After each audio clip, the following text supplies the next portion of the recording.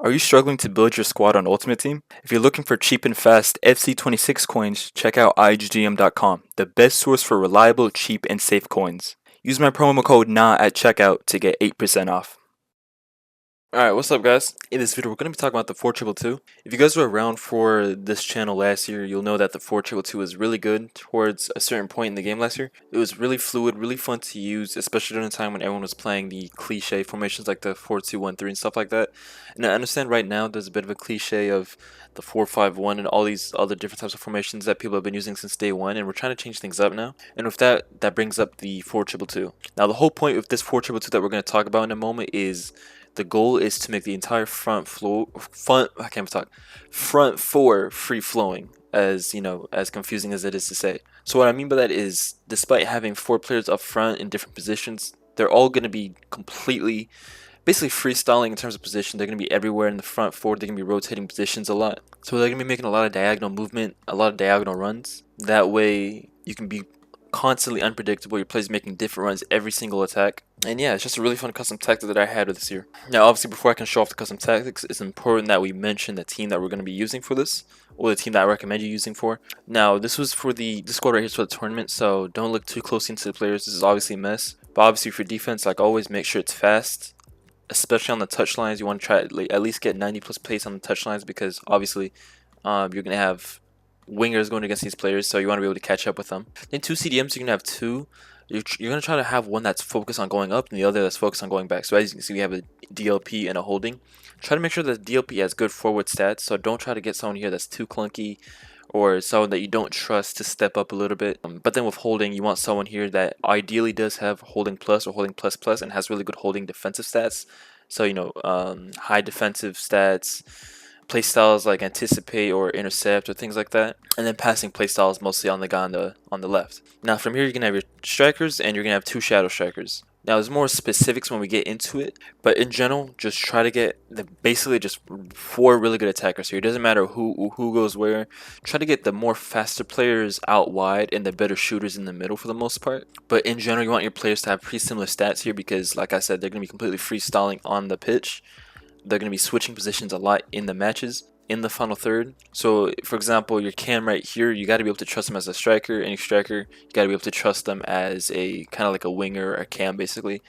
And with these options, I found that to be, you know, pretty easy. So, and as you can see, this is the code right here, or this is the formation right here with the code. I'll have it in bigger text top right. And build up style balance with defensive approach balance. And normally we do build up style short passing, but for this video and for this custom tech, we're doing balance, and that's for a very specific reason. That reason being, we want to maximize the movement rather than the players coming short. We want to really tap into the potential of this formation to always have players shifting positions, moving around a lot. And when we have it on short passing, they're not going to really do that. They're just going to be focused on making themselves available for the ball, rather than being more adventurous, more ambitious with their runs. And we want them to, you know, make those movements, because I'll mention more later, because there's some roles here that we haven't used in previous formations. But it's crucial that we have balance, or sometimes even counter if you really want to feel like it. But it's really important that we have something that is not short passing for this custom tactic, because we just want to maximize the amount of runs that we're making. And the defensive approach balance, that's pretty self-explanatory. We've been using 50 defensive approach for a long time this year. It's a really good, you know, default option. You can't really have any issues with balanced. If you want, you can play high. I don't recommend going deep or anything below 50. 50 is the lowest I would recommend you going. You can go high, or sometimes I've seen people do 89.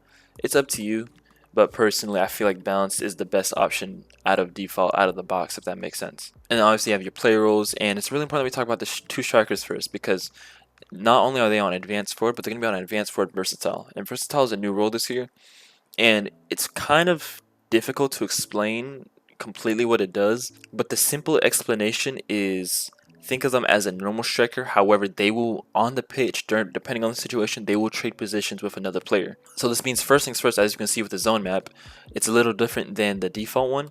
It's more wider, and what this will do is that when they make a run, specifically when they make a diagonal run, which they're more likely to do since they have a wider coverage up front, they're more likely to stay out there, and when that happens, they're able to take a center back with them, or a defender with them, or just in general confuse the other player, the person you're playing. And obviously that's going to open up pockets of space. and that's obviously going to occur right here with the left or the right side as well, the right striker. So both of these guys are making a lot of runs over and over again, but instead of just making runs in behind over and over again, they're going to be making runs to either support each other or support the cams, which I'll mention in a moment.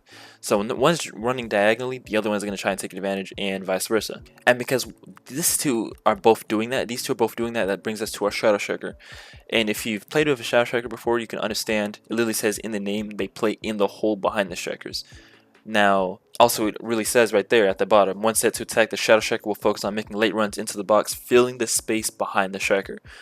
Now, what does that mean when your strikers are making so many runs to open up space? Boom, these players are going to be making a lot of central runs, and you just want to basically keep an eye on them when the ball's with your CDMs right here, because they're just going to be making a ton of runs. So it's really important that you also play really slow with this custom tactic, because sometimes the formations, the goals will just score themselves. You just need to, be more slow, more calm. Don't force passes that aren't there yet, because sometimes all you got to do is wait an extra second or 2 or 3 seconds more, and boom, a run will be made that you can take advantage of and score from. Now this brings us down to our 2 CDMs, and we have one on DLP buildup and the other one on holding roaming. And it's pretty simple why. Now obviously we can do 2 DLPs or 2 DLPs with one on defend, but the reason why we don't do that is because we don't want the 2 DLPs or the 2 CDMs to be horizontally supporting each other. The reason why we don't want to do that is because when they're right next to each other, it's just easier to block passing options and passing lanes between the two. And you're just going to find yourself recycling the ball too much with your 2 CDMs, and we don't want to do that. We want you to have the ball on one CDM and focus on using that CDM to try to progress the ball, rather than rotating the ball with the other CDM. Now, holding roaming is also really important because since this player is going to be stepping up, the issue of having holding on defend is that, as you can see on the zone map, he's only going to cover the right side. So there's going to be options, or there's going to be issues where the left side is wide open. But when you have holding roaming, especially if you can get plus or plus plus, this means whenever this player steps up, this player is going to travel more to try to cover it. And that's obviously the goal. And then obviously brings us to our defense right here.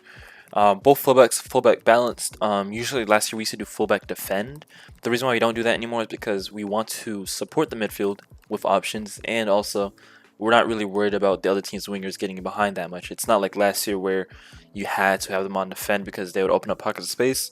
Seems like EA fixed that this year, so you can just keep them on fullback balance. That way they're able to help support the team going forward.